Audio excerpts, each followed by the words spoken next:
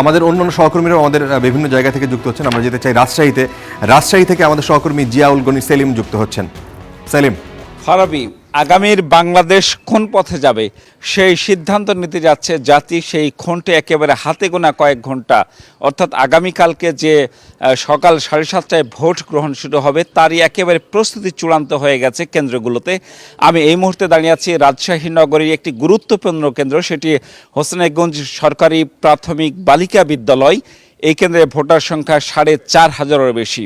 একটু জানিয়ে রাখি আপনাকে যে এই কেন্দ্রগুলো মেরামতের জন্য সরকারের তরফ থেকে একটি বাজেট দেওয়া হয়েছিল। এই কেন্দ্রটি যেটির কথা আমি বলছি, এই কেন্দ্রটি 31,000 টাকা বরাদ্দ হয়েছিল। সেই টাকা দিয়ে কেবলমাত্র লাইট লাগানো হয়েছে, কিন্তু সংস্কার যে কথা, সেই আমরা বাউন্ডারি ওয়াল অর্থাৎ সীমানা প্রাচীর যেটি দেখছি সেটি একেবারেই ধ্বংসের মতো অবস্থা, অর্থাৎ অরক্ষিত, পুরোপুরি একেবারে অরক্ষিত। আমি যদি একটু ডান পাশে দেখাই ক্যামেরায়, যে পুরো সীমানা জুড়েই আসলে সেই সীমানাটি একেবারে অরক্ষিত। এখানে যারা আছেন ভোট গ্রহণ কর্মকর্তা, প্রিজাইডিং অফিসার থেকে পোলিং অফিসার, তারা প্রত্যেকে বলছেন যে আসলে এটি অরক্ষিত হয়েছে। কোনো দুর্ঘটনা ঘটলে সেখান থেকেও হয়তো ঘটতে পারে, এরকম একটা আশঙ্কা থেকেই যায়, এরকম একটা তারা ক্ষোভ প্রকাশ করেছেন। আমি কথা বলেছিলাম প্রিজাইডিং কর্মকর্তার সঙ্গে, তিনিও এ কথাটি বলেছেন এবং তিনি বলেছেন যে এটি দ্রুত জরুরি ভিত্তিতে এটি সংস্কার করা দরকার বা রক্ষিত করা দরকার, সংরক্ষিত করা দরকার।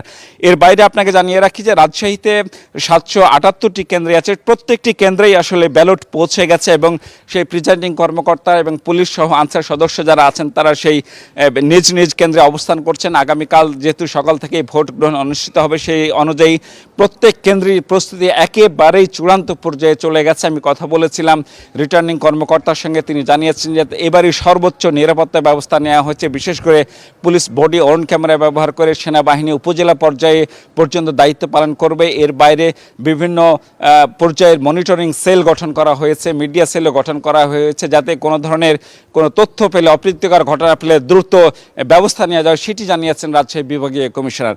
তা রাজশাহীতে ভোটের প্রস্তুতির সর্বশেষ আমার কাছে খবর ছিল এই।